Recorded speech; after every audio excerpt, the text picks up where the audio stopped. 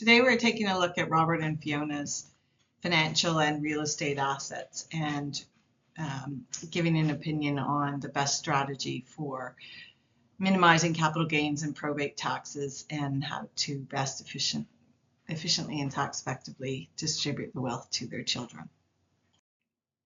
Robert and Fiona have considerable holdings in both real estate and investments, as well as cash from the sale of their business.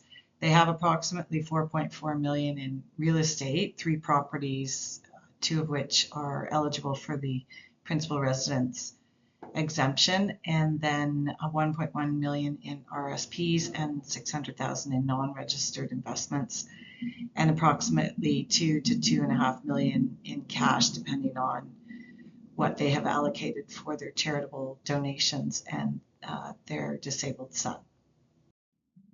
Before we look at Robert and Fiona's personal situation, we'll just go over the general tax consequences on death. And I would start with the principal residence exemption, and only 1 property can be designated as the principal residence per family per year. Robert and Fiona have 2 properties that would qualify. They've got their marital home and their vacation property, and one of those would qualify, possibly both, and they could get an exemption from tax on that property. We do need more information on the year of purchase and the purchase price for both properties, and then we would need an accountant to be consulted for how to best use the personal residence exemption for their situation. Generally, on death, all capital property is deemed disposed of right before death at fair market value unless it's been transferred or willed to a spouse, and capital gains tax may or may not be due. Probate taxes of 1.5% are applicable in both Ontario and BC, and that is to the value of the assets at the time of death. For Robert and Fiona, that could be considerable. The jointly owned properties, the properties solely owned by the deceased spouse, RSPs, and non-registered investment portfolio can pass to the surviving spouse tax deferred, and when that surviving spouse dies, capital gains are triggered at that point. So vacation property and home, depending on where the PRE is applied, would have tax, and the investment property and the non-registered investment portfolio would both have capital gains tax applied, and that would be at a rate of 50%. The treatment for RSPs or RIFs on death is that they would automatically roll over tax-free to a spouse or a disabled child, and when the surviving spouse dies, any remaining RSP or RIF is fully taxable as income in the year of death unless it's rolled over to their disabled child. So this could mean significant taxes on death of a survivor spouse because they are added in one lump sum to the income for that year. So Robert and Fiona would be very exposed to that, as they've got about $1.1 million in RSPs at this point.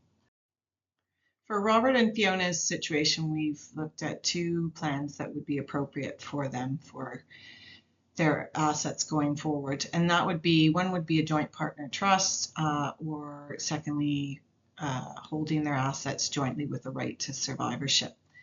Essentially, the capital gains treatment are the same for both types of plans. They are deferred or would be deferred until death of the surviving spouse. Under the joint right to survivorship, probate taxes will ultimately be paid at death of the survivor spouse, whilst assets held in the joint partner trust do not pass through probate ever and would not suffer any probate tax. And for Robert and Fiona, that could amount from $75,000 upwards over $100,000, depending on where their assets are at when the surviving spouse passes away. Joint partner trusts are more complex and costly, but they do make administration of the estate easier. So since the assets are held in trust, they don't form part of the estate, and the beneficiaries don't need to wait until the probate process has been completed before the assets can be distributed to them. Also, joint partner trust maintains complete confidentiality. I've done a quick chart to compare the features of the 2 plans, and whilst they're very similar, I believe that the savings in probate taxes and the privacy factor would be very important to Robert and Fiona. So that is the plan that we have decided to go with. The benefits of a joint partner trust for Robert and Fiona would be considerable. It allows them to be beneficiaries, both of them to be beneficiaries during their lifetime. And both Robert and Fiona can contribute the joint assets that they hold, as well as the assets held solely in their names at their adjusted cost base, which would result in the deferral of the capital gains until both Robert and Fiona have died. It avoids the probate fees for the assets in the trust in both Ontario and BC. And as I mentioned, that could be upwards of $100,000 or more. So that is considerable. And the personal residence exemption can also be applied to the marital home or the vacation property, even if it is held in the trust, so that they don't lose that exemption. The trust will allow for centralized control, so they would have complete control over their assets for their lifetime.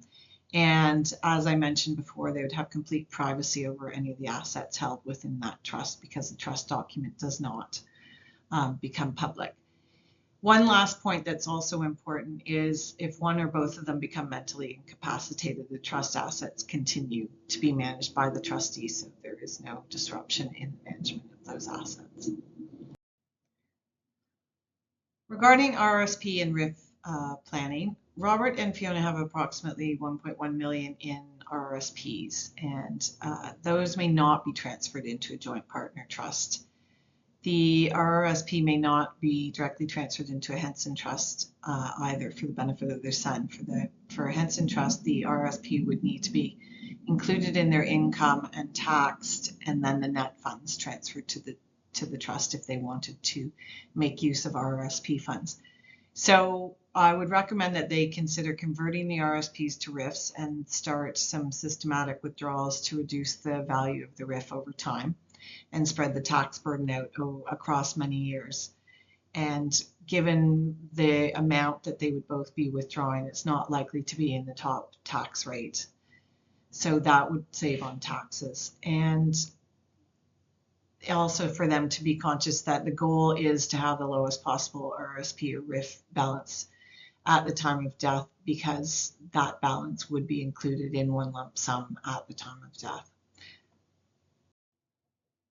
A very important point for the joint partner trust is that only Robert and Fiona may receive income or capital from the trust while they're living.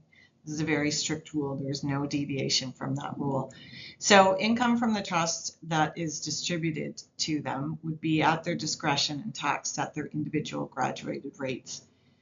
I've looked at the assets that would be income producing assets that would be transferred to the trust, and it would be in the region of 3.8 million, depending on how much of the sale of the business they invest into the trust. And at a 4% yield, that would be the equivalent of about 150,000 of annual income, which would be about 76,000 each per year. Combined with their RIF withdrawals that they're going to make, their income needs to maintain their lifestyle should be met and would also be taxed as efficiently as possible and avoid the trust's top tax rate. Should they need to access any cash in the trust, they can do that as and when they need to, tax-free. Income generated in the trust that is not distributed to Robert and Fiona will be taxed at the trust in the trust at the highest marginal rate. And again, the principal residence exemption on either the house or the vacation property or both is still permitted in the trust, as the trust qualifies as a personal trust. To conclude for Robert and Fiona with respect to their financial assets and their real estate assets, there's a number of items for action on their behalf. They need to review the use of their vacation home to see if it qualifies for principal residence exemption. And they would need to get the information on how long they've been holding both properties and the original cost and their adjusted cost base for both. They need to consult a tax advisor to calculate the best use of the principal residence exemption and the capital gains that they would be looking at. They need to consult a lawyer and an estate planner to confirm that creating a joint partner trust is the right way to go, and it's essential that tax, estate planning, legal advice are obtained before they do anything. They also need to consider converting their RSPs to RIFs and start the strategic drawdowns of those of the RIFs. And then finally, I would just again consult their lawyer or their tax advisor and evaluate whether life insurance is appropriate to offset terminal taxes.